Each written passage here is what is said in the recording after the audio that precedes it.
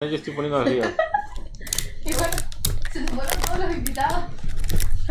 Ahí mueven las manitas. Está lloviendo. No, más. ¡Cierto! Jodimos. Se largó. Cagamos. Valimos. Está lloviendo, yo no sé cómo funciona esa fogata con lluvia. Ay, no sé, no sé.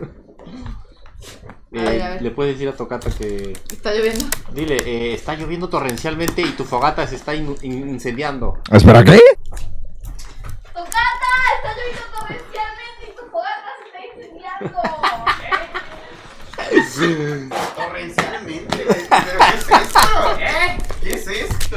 ¿Qué coño? Tu fogata se está incendiando, dice. ¿Cómo que torrencialmente? ¿Qué es esto? ¿Cuánto han tomado? Pero no hay alcohol aquí. ¿Qué coño están diciendo? No sé, porque...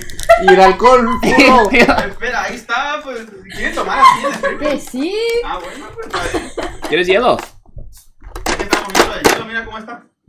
¿Y para qué? A la mierda. Te enseño. Tenéis una bolsa. ¿Tienes una bolsa? Ay, no suena ni verga, Mira. Vale, pero tranquilo, puta madre. Mira, una bolsita del súper. Mira, ven.